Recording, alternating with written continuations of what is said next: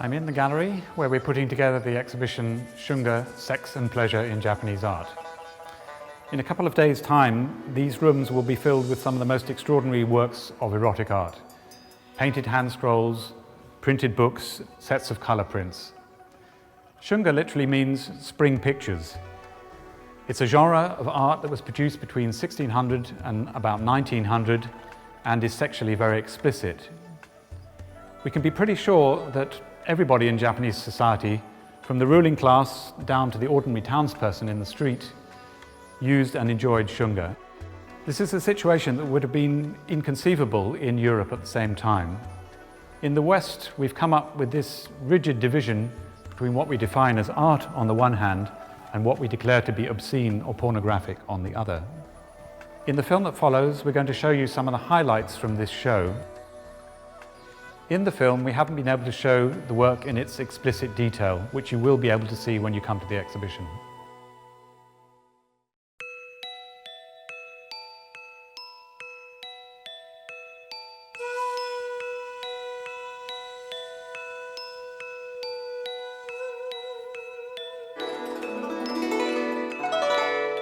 It's amazing. Thank you, Keisuke. The whole picture looks much brighter than before. This is the picture before the restoration. Yes, we see damages. This hand scroll was painted in very early 1600s, so this is about 400 years old. This first scene shows great tenderness between the young man and the old man. They're embracing very passionately. The lady here is adjusting the covering robe. Her facial expression again is very tender and gentle. It is rather difficult to tell what is going on in this second scene of the hand scroll, but I assume this woman is interrupting the couple making love in front of the panel with the bamboo grove design. She's pulling the lady's hair here and probably asking them to let her in their love-making. They are smiling to each other, so maybe this is a quite gentle, possible threesome scene, I guess.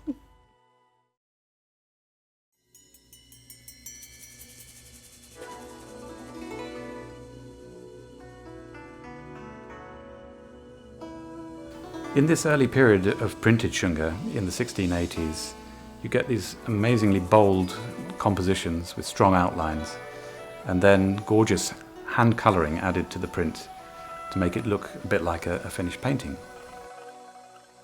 We're looking at a pair of lovers in bed. They're under a quilt which has this extraordinary design of a phoenix on it, and the guy is a samurai. That's very clear because his two swords are very prominently displayed next to the bed.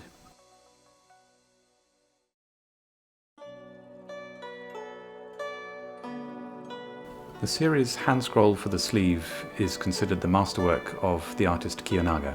For our poster subject, we chose a detail from one of these prints. We see the lovers in close embrace, they're kissing, and their eyes are tightly closed in bliss. And I think this gives a real idea of the mutuality of Shunga, how it's pleasure for women as well as pleasure for men. But it has this extraordinary format of wide, narrow prints. And when they were all joined together, they were then rolled up to form literally a little hand scroll that could be tucked into the sleeve and carried around. And then you could take the scroll out of your sleeve, unroll it, and show to your friends these amazingly tender and erotic scenes. This is perhaps the most famous of all Shunga images. It's an image from a set of 12 in the series Poem of the Pillow, designed by Utamaro, probably the greatest of the Shunga masters. It shows a pair of lovers in the upstairs room of a tea house, and we're brought right down to their level. It's almost as if we're lying on the tatami mats next to them. The lover's legs intertwined beneath the diaphanous gauze of his robe.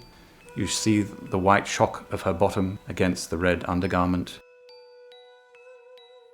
They're touching each other with these very tender gestures on the cheek and the back of the neck. Some people don't even notice the man's eye. You can just see it beneath the woman's hairstyle, and he's gazing into her eyes. And then the beautiful way in which the pattern on her robe is modulated, so you get a lovely sense of the shape of her back.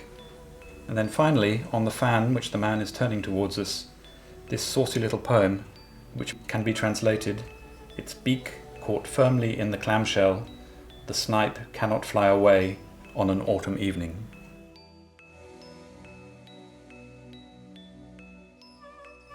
Many people will know the famous Great Wave print, which is by Hokusai, but I suspect that not so many people will know that Hokusai was also a major artist of Shunga.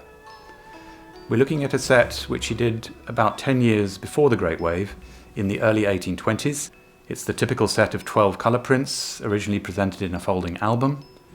The image that we're looking at shows a man suckling the breast of his pregnant wife. This scene depicts a young married couple making love. The text around the two figures is the conversation between them during intercourse. Looking at Hokusai's artistic style, we cannot help but notice his distinctive zigzag outlines of the robes. The bodies, on the contrary, are cast in very soft, smooth lines. They fill the picture, overwhelming the viewer. For example, the depiction of their fingers lets us sense the sheer pleasure of the couple. This work is at the pinnacle both of the art of Shunga and the art of Hokusai.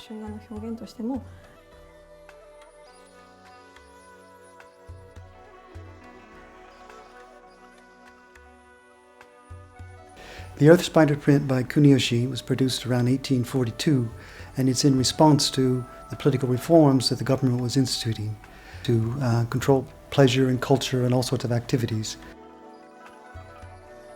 The figures in the image, the demons, seem to be attacking each other. Sort of implies that the realm is unstable and perhaps might even be overthrown. The men in the front of the image, Yorimitsu and his 4 retainers, who were supposed to protect the realm, but they seem to be sleeping and not aware of the dangers that's happening. The Earth Spider himself seems to be directing everything, so it's a very strong political message. Kuniyoshi, in fact, made a Shunga version of this cartoon that you can see in the exhibition. It says boldly, "This print not to be banned." This is a set of paintings by Eishi depicting foreigners in Nagasaki. At the time, only the Chinese and the Dutch were allowed to trade, and their bases were in Nagasaki. They also usually didn't bring women with them, and so the sex workers from the Maruyama pleasure quarter were made available to the Chinese and Dutch traders. This would have been of interest to the Japanese, who would have seen this as an adventure, an exotic world where they were not allowed to go to.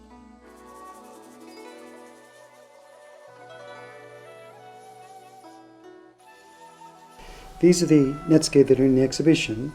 Netsuke are made of bone, ivory, or wood, and often have an element of humor in them. For example, this one shows a peasant woman carrying a huge mushroom who's naked from the waist up, and she has a nice little grin on her face.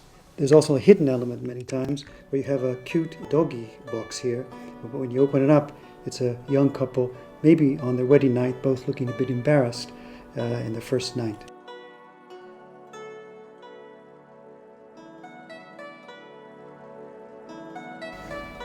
We're looking at a wonderful triptych of comic Shunga paintings by the artist Kawanabe Kyosai. And these come towards the end of the show. They date from the 1870s or the 1880s. But the style takes us right back to the roots of comic sex art in the early medieval period. Kyosai's style is amazingly spontaneous. We know that he liked to drink a couple of glasses of sake before he painted. The comedy of sex is presented. If you look very carefully, you will see that Kyosai has sealed the paintings with a seal in the shape of a vagina. We've just introduced you to some of the highlights of the exhibition. There are many more works of beautiful Shunga art to be explored, so please do come and enjoy the show.